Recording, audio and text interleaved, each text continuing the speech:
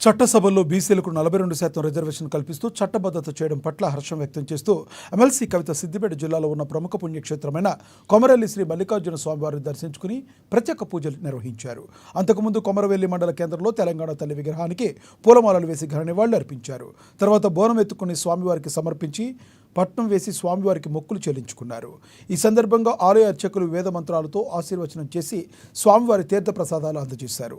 తెలంగాణ జాగృతి ఆధ్వర్యంలో యునైటెడ్ పూలే front forum నిర్వహించిన round table సమావేశం పోరాటాల ఫలితంగానే రాష్ట్ర ప్రభుత్వం చట్టసభల్లో బీసీ బిల్లును ప్రవేశపెట్టిందని కవిత అన్నారు.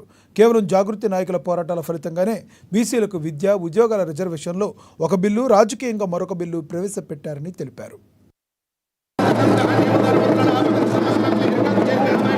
మొదటి రౌండ్ టేబుల్ సమావేశం తెలంగాణ జాగృతి యునైటెడ్ పూలే ఫ్రంట్ ఆధ్వర్యంలో ఎప్పుడైతే మొదటి రౌండ్ టేబుల్ సమావేశం పెట్టామో బీసీల హక్కుల సాధన కోసం, అసెంబ్లీలో పూలే విగ్రహ సాధన కోసం, బీసీల విద్యా, ఉద్యోగ, రాజకీయ రిజర్వేషన్లు సాధించడం కోసం ఎప్పుడైతే మొదటి రౌండ్ టేబుల్ సమావేశం పెట్టినామో ఆనాడు మొక్కుకోవడం జరిగింది.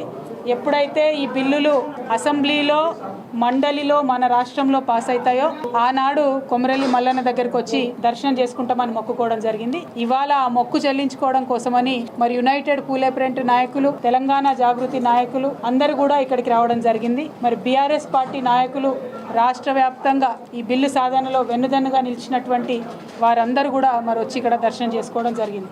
అదేవిధంగా స్థానిక జనగామ నియోజకవర్గానికి సంబంధించినటువంటి నాయకులు గౌరవనీయులు పెద్దలు ముత్తిరెడ్డి యాదగిరెడ్డి గారు, అట్లానే లోకల్గా ఉండేటటువంటి ప్రతి ఒక్క నాయకులందరికీ కూడా పేరు పేరున హృదయపూర్వకంగా నమస్కారాలు తెలియజేస్తూ ఉన్నా.